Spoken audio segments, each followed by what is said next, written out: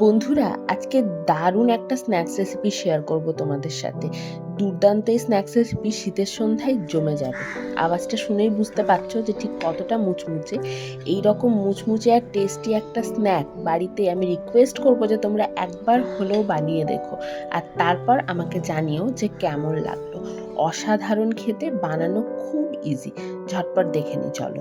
আজকের স্ন্যাক্সটা তৈরি হবে মাছ দিয়ে। আমি এখানে ভেটকি মাছ নিয়েছি, তবে তোমরা তোমাদের পছন্দ অনুযায়ী যে কোনো মাছ নিতে পারো। রুই বা কাতলা মাছেও কিন্তু এটা ভীষণ ভালো তৈরি হয়। প্রথমে জলের মধ্যে একটু নুন আর লেবু দিয়ে মাছগুলো দিয়ে মিনিট 5 মাছগুলোকে একটু সেদ্ধ করে নিয়েছি।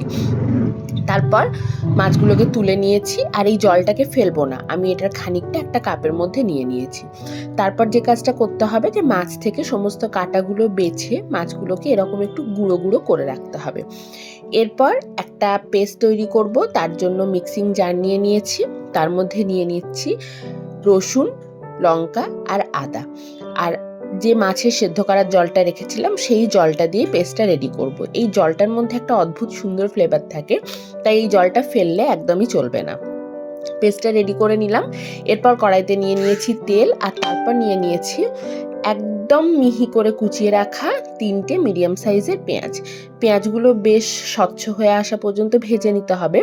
আর তারপর আগের থেকে যে রসুন আদার কাঁচা লঙ্কার পেস্টটা রেডি করে রেখেছিলাম সেই পেস্টটা দিয়ে খুব ভালো করে ভেজে নিতে হবে, ঠিক যতক্ষণ পর্যন্ত না রসুন আদার কাঁচা গন্ধটা চলে যায়।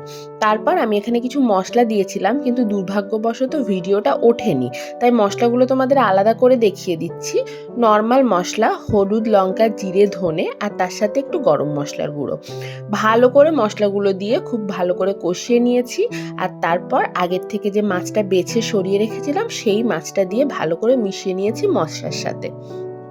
আরও একটা জিনিস এর মধ্যে আমরা অ্যাড করব, সেটা হচ্ছে সেদ্ধ আলু। সেদ্ধ আলুটা সম্পূর্ণ অপশনাল, এটা বেসিক্যালি বাইন্ডিংয়ের জন্য অ্যাড করা। সেদ্ধ আলুর জায়গায় তোমরা পাউরুটির টুকরো অ্যাড করতে পারো, কোনো অসুবিধা নেই। তারপর স্বাদ মতো নুন আর চিনি দিয়ে দিয়েছি, আর ওপর থেকে দিয়ে দিয়েছি ভাজা মশলার গুঁড়ো। নর্মাল যে ভাজা মশলা হয়, জিরে, ধনে, মৌরি আর শুকনো লঙ্কাকে ভেজে সেই মশলার গুঁড়ো দিয়ে দিয়েছিলাম। দেখো পুরটা রেডি হয়ে গেছে। এবার পুরটাকে একটা থালার মধ্যে তুলে ঠান্ডা করে আমি এটাকে ফ্রিজে রেখে দিয়েছিলাম, কারণ আমি এই পুরটা আগের দিন রাত্রিবেলা বানিয়েছিলাম। এরপর স্ন্যাকটা বানিয়েছি পরের দিন।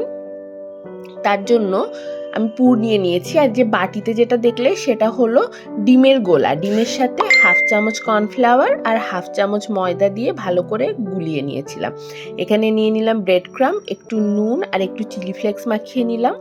এরপর যে পুরটা রেডি করেছিলাম সেই পুরের এরকম গোল্লা গোল্লা পাকিয়ে ঠিক কাবাবের যেরকম শেপ হয় সেরকম শেপ দিয়ে প্রথমে একবার ব্রেড ক্রামে একবার কোটিং করে নিলাম।